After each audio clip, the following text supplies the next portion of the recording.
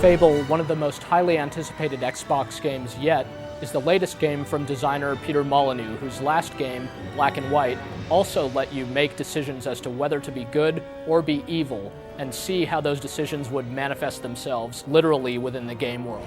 In this particular game, you get to play as a hero. You start out as a young kid and eventually become sort of a seasoned veteran and get to live your life either by doing good for the good of the people or by basically taking everything that you want, dominating over the land and things like that. It's an intriguing premise and one that Fable actually handles quite capably, though some of the most interesting aspects of the game turn out to be fairly superficial, more like novelties than like actual gameplay elements. Nevertheless, at the core of Fable, there's a very solid action-adventure game that, all other things being equal, is very enjoyable to play. Fable does have an overarching storyline, and this storyline actually doesn't change much depending on whether you're being good or being evil. That's actually kind of a disappointment because you might be expecting for dramatic shifts to occur depending on how you're playing. There is an ultimate decision that you get to make. Your morality does ultimately affect the outcome of the game. But still, the truth is you could see most of what Fable has to offer playing it through once and continuing to play it even after you've finished the main storyline, which you can do. The game's main story is actually pretty short. You can finish it in less than 10 hours if you just focus on going from one story mission to the next. However, there are plenty of side quests to take, and also the world of the game in general is very detailed, so you'll find demon doors that ask you different riddles to open them and find the treasures hidden within, or you can search for these hidden silver keys to unlock magic treasures and all kinds of things like that, or just mess around with the townspeople, try to get hitched. You can get married in this game, or you could buy certain houses and rent them out. There's all kinds of weird little things like that, that again, in and of themselves, aren't very deep, but there are plenty of them, and they're all pretty interesting in their own right. So it's just fun to play Fable as though it's this big sandbox. It's this big fantasy game where you can run around, do whatever you want in pretty much whatever order, and see the results of that. So even though the world of the game appears very imaginative, this game looks great, sounds wonderful and everything, has some very interesting looking characters and creatures, you really have to bring your own imagination to bear to get the most out of this game. One of the most interesting things about the game is how your character actually transforms as you play the game and as you act good or act evil. You'll see him, if you're acting evil, gradually grow horns and start to walk with a hunch and actually gain like sort of a swarm of flies surrounding him. So he'll truly look very, very sinister if all you do is commit bad deeds. On the other hand, if you're very good and act like an angel, sure enough, you'll see sort of a divine aura surrounding your character, and all the villagers will love you and things like that. It's possible to totally reverse your alignment if you go and sort of pay penance at the temple of either the good or the evil god. And this is sort of a cheap way out, actually. It's sort of disappointing that you could just completely reverse your character's moral alignment if you just pay enough money. But still, it contributes to the game's sort of sandbox feel. As you carry on your adult life as a hero, you'll start to spot some of Fable's more interesting elements, such as the way in which villagers react to you differently depending on such things as the clothes you're wearing, whether you're morally good or morally evil, whether you're famous or not.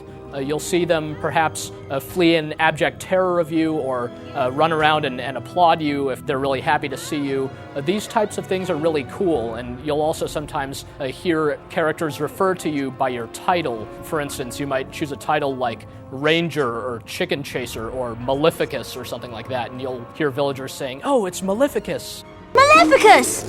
Go for it! Come on! These types of moments are when Fable is at its best. It's giving you feedback about how you've been playing the game. It's all happening pretty subtly beneath the surface. But as you try to kind of dig deeper, you'll find that a lot of this stuff really is kind of a novelty, though a good one, but it really is superficial. So when you try to go into town and speak to various townspeople, there isn't too much you could do. You can kind of flip them off or try to scare them or just try to wave hello and see how they respond, and many of the responses will be amusing, but don't expect to carry on long, meaningful conversations or to really gain much of an affinity for most of the characters in the game.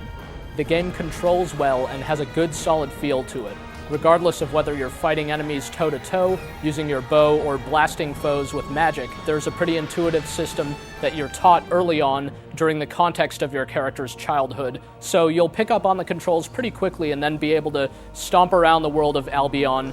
As you solve quests and defeat foes, you gain experience points with which you can level up your character. Although the melee combat, the archery, and the magic are all pretty simple, there's still a lot of room to develop your character, or rather to develop the order in which he gains skills. Though you might be thinking about going into Fable, trying to specialize maybe just as a sword fighter or as a magic user or something like that, the reality is you're probably going to pick skills from all three of the different sets and end up as some kind of hybrid. That's because as you spend experience points, it becomes a lot more costly to level up your character further in the same category. So you'll just end up taking a bit of each from all the different categories and eventually finding some sort of combination that makes your character extremely powerful.